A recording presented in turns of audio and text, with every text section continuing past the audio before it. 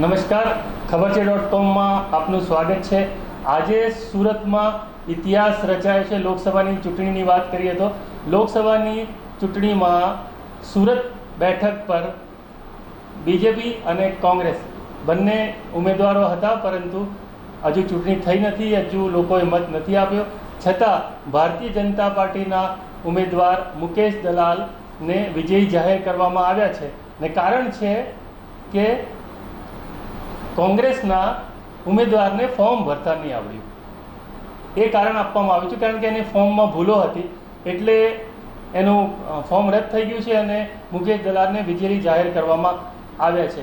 સુરત ઐતિહાસિક નગરી છે। સુરતના ઇતિહાસની અંદર તમને જો બતાવો તો મોરારજી દેસાઈ 20 વર્ષ સુધી, એટલે કે 4 ટર્મ સુધી મોરારજી દેસાઈ અહીંના MP એટલે કે મેમ્બર ઓફ પાર્લામેન્ટ હતા।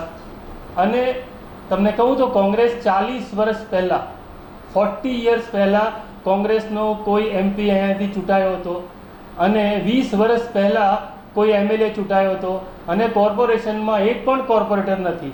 એટલે કોંગ્રેસ ક્લિયર કટ હવે એમ કહીએ કે સાફ થઈ ગઈ છે, એમની જમીનમાં જ છે। અને આ બાબતે વાત કરવા માટે આપણી સાથે છે દબંગ પત્રકાર પ્રસન્નભાઈ ભટ્ટ। પ્રસન્નભાઈ ભટ્ટ, શું કહે છે કે આ શું થયું છે? કોંગ્રેસ તો એમ કહે છે કે મેચ ફિક્સિંગ છે। હવે જુદા જુદા લોકો પોતપોતાના અનુભવો અને પોતાના ઓપિનિયન આપી રહ્યા છે। આપણે પ્રસન્નભાઈ પાસે જાણીએ કે આ શું કહેવાય આને। વિરાંગજી, લોકતંત્રમાં ચૂંટણી એ મહાપર્વ છે, એ મહોત્સવ છે। આદર્શ આચાર સંહિતાના નામે પ્રચલિત થયેલું એક વ્યવસ્થાતંત્ર TN સેશનના સમયથી પ્રચલિત થયેલું ચૂંટણી પંચનું મહત્ત્વ અને નૈતિક જવાબદારી ચૂંટણી પંચની સ્વસ્થ અને સ્વચ્છ વાતાવરણમાં નિર્ભય અને નિર્ભેળ ચૂંટણી સંપન્ન કરવાની નૈતિક જવાબદારી, મોરલ રિસ્પોન્સિબિલિટી, એક અલાયદું વ્યવસ્થાતંત્ર કે જે બિલકુલ સ્વતંત્ર છે, પોતાની રીતે કામ કરે અને પોતાની રીતે નિર્ણયો આપે। રહી વાત સુરત લોકસભા બેઠક પર ભાજપના મુકેશ દલાલના બિનહરીફ વિજેતા થવાની, તો સૌથી પહેલાં તો આપણે વ્યવહારિક દ્રષ્ટિએ જીતેલા વિજેતાને અભિનંદન આપવા પડે। હું ખરેખર અભિનંદન આપું છું ગુજરાત પ્રદેશ ભાજપ પ્રમુખ CR પાટીલને કે એમણે 2024ની આ ચૂંટણીમાં ભાજપના ખોળે પહેલી જીત અર્પણ કરી છે। ફાઇન, એ થઈ વ્યવહારિક વાત। હવે આપણે વાત કરીએ પત્રકારત્વ તરીકે નીતિ વિષયક મુદ્દા પર આવીએ તો આવું થવાનું કારણ સૌથી પહેલી જે ઘટના બની તે કોંગ્રેસના સત્તાવાર ઉમેદવાર નિલેશ કુંભાણીનું નામાંકન રદ થવાની ઘટના। નામાંકન રદ થવાનું કારણ જે જાહેર થયું તે શું, તો એના જે ટેકેદારોની સહી હતી, 3 ટેકેદારોની સહી, એ 3 ટેકેદારોએ જાહેર કર્યું કે આ સહી અમારી નથી। પહેલી નજરે સામાન્ય વ્યક્તિને સમજ નહીં પડતું આ કારણ, તમે સામાન્ય મતદારને પૂછો તો એ બિચારાને ખબર જ નથી કે શું થયું। એ ફક્ત એટલું જ જાણે છે કે ફોર્મ ભરતા નહીં આવડ્યું અને નિલેશ કુંભાણીનું નામાંકન રદ થયું। એ પછી આજના દિવસે તબક્કાવાર ચાલેલો ઘટનાક્રમ, છેલ્લે બસપાના ઉમેદવારે પણ પોતાનું ઉમેદવારીપત્ર પાછું ખેંચ્યું। આજે 8 ઉમેદવારીપત્રો પાછા ખેંચાયા। ટોટલ બધું થઈને બીજા વધારાના જે નિલેશ કુંભાણી સિવાયના હતા તે અને નિલેશ કુંભાણીથી શરૂ થયેલી આ રમતનો આખરે નાટ્યાત્મક અંત આવ્યો અને મુકેશ દલાલ બિનહરીફ વિજેતા થયા। જે મુખ્ય મુદ્દો છે એ લોકતંત્રના મૂલ્યોની સંરક્ષાનો છે।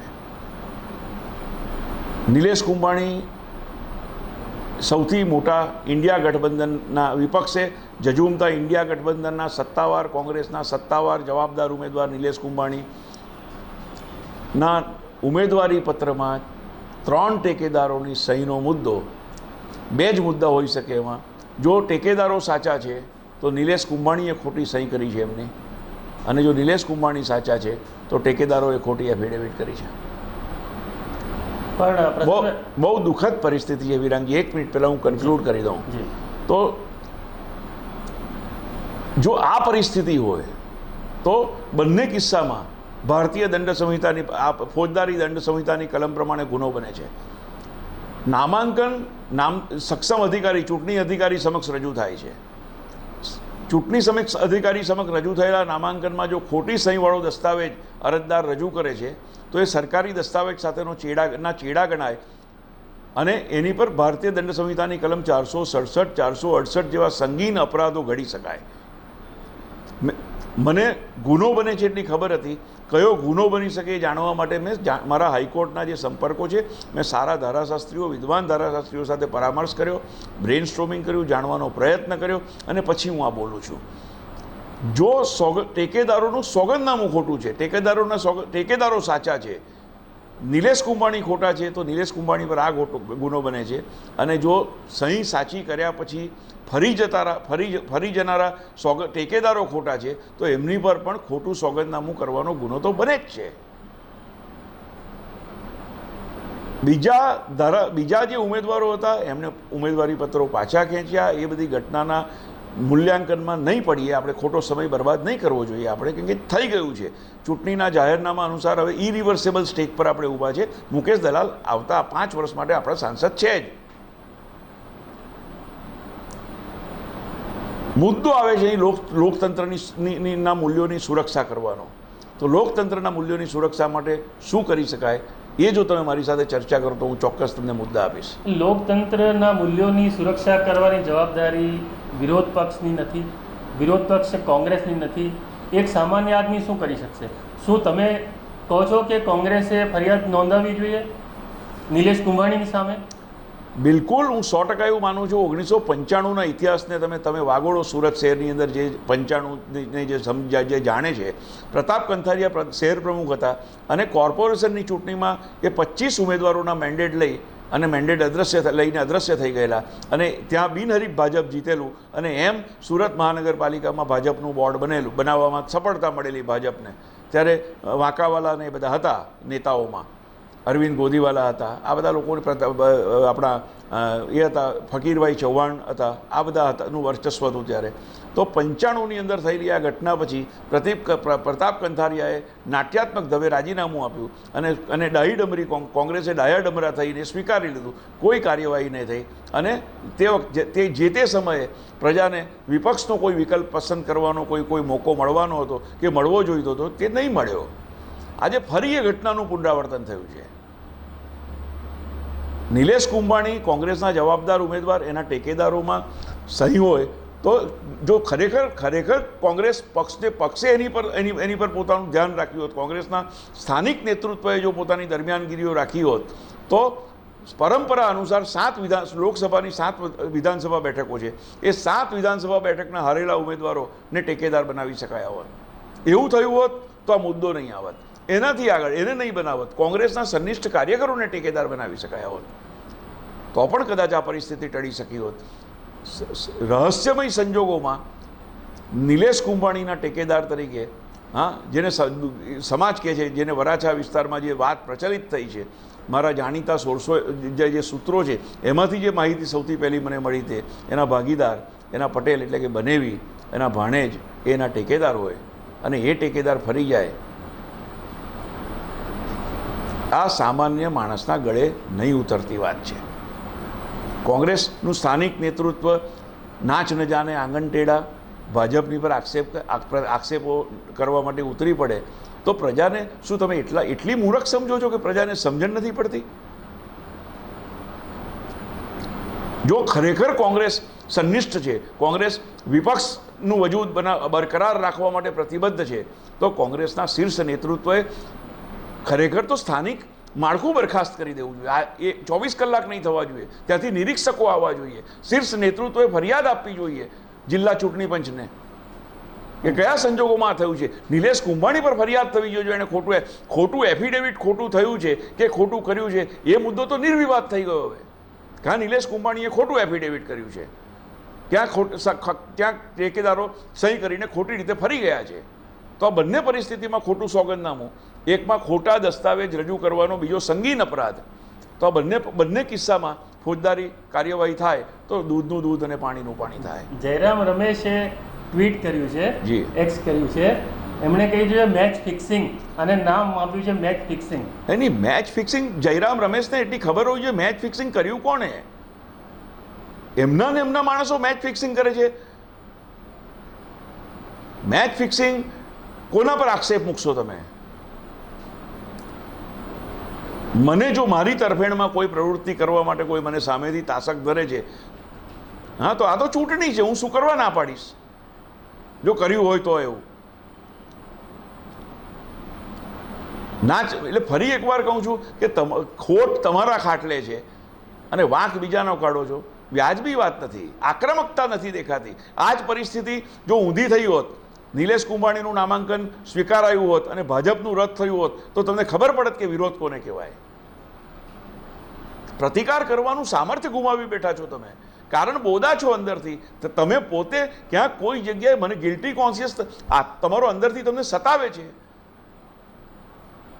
ન્યાયિક પ્રક્રિયાનો આશ્રય લેશો. શું કરવા ન્યાયિક પ્રક્રિયાને? એટલે શું કરશે ન્યાયિક પ્રક્રિયામાં? તમે શું એલિગેશન ઊભા કરશો? પહેલી પ્રાથમિક પ્રક્રિયા કરો. ગમે તે કિંમતે જવાબદારો સામે ફોજદારી કાર્યવાહી થવી જોઈએ. ફોજદારી કાર્યવાહી થાય તો આગળનું પ્રોસિક્યુશન ન્યાયતંત્ર જાતે કરશે. મને ન્યાયતંત્ર પર, ભારતના ન્યાયતંત્ર પર શ્રદ્ધા છે મારી. પણ આવું તો પહેલી વાર થયું નથી પ્રસન્નભાઈ. એવું કહે છે કે સ્વતંત્ર ભારતના ઇતિહાસમાં 75 વર્ષમાં જેટલી ચૂંટણીઓ થઈ એમાંથી 36 વાર અનકોન્ટેસ્ટેડ જીત્યા છે. નહીં, અનકોન્ટેસ્ટેડ જીતવું એ જુદી પરિસ્થિતિ છે, અને આ રીતે ફોર્મ રદ થવાનું નાટક થવું પ્રજાની સાથે. હું તમને એક સિમ્પલ દાખલો આપું વિરાનજી, ફરી એકવાર કહું છું કે લોકશાહી એ ઉત્સવ છે. હું વારંવાર એક વાત કહું છું કે આજે પણ આપણા દેશમાં, આપણા પ્રદેશમાં એવા લોકો છે કે જે ચૂંટણીમાં મતદાન કરવા માટે નવા કપડાં સીવડાવે છે. કોરા કપડાં પહેરીને સવારમાં તમને લાઈનમાં ઊભેલા, હા, એવા જૈફ માણસો મળે કે જેને માટે મતદાન એ મહાપર્વ છે, જેણે સ્વતંત્રતાના સંગ્રામમાં પોતાના પરિવારોનું લોહી રેડાતું જોયેલું છે. એ પેઢી હજુ જીવે છે. તો એનાથી હવે નવી પેઢીની વાત કરીએ. મારા પરિવારનો એક છોકરો છે રેનિસની દીકરી 18 વર્ષની થઈ, એનું પહેલું મતદાન હતું. આ 3 વાગ્યાની સમાચાર જાણ્યા પછી એને ખબર પડી ચૂંટણી નથી થવાની. માયુસ થઈ ગઈ છે કે હું મતદાન કેવી રીતે કરીશ. એને મતદાનનું એન્ઝાઇટી હતી, એક્સાઇટમેન્ટ હતું કે હું ટપકું પડાવીશ, મતદાન કરવા જઈશ. એ ભાજપનો જ મત છે. તમે સમજો આ વાત.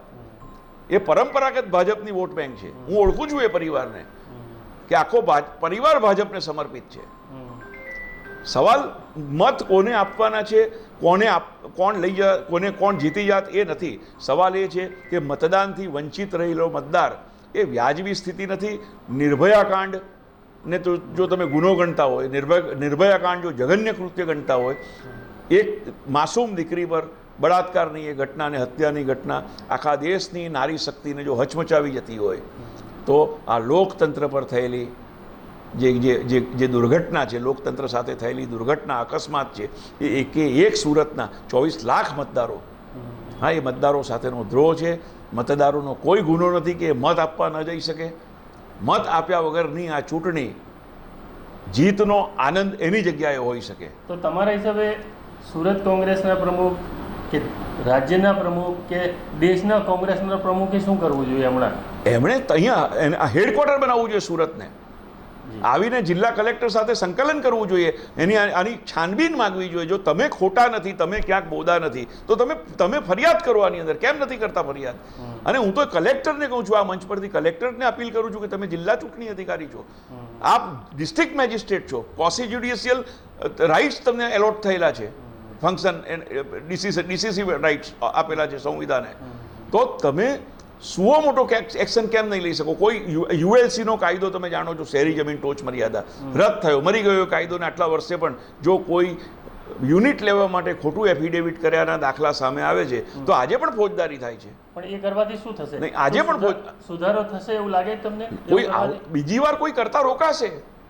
ફરી વાર કોઈ આવું લોકશાહી પર બળાત્કાર નહીં કરે, લોકતાંત્રિક ભાવનાની ભ્રૂણ હત્યા નહીં થાય.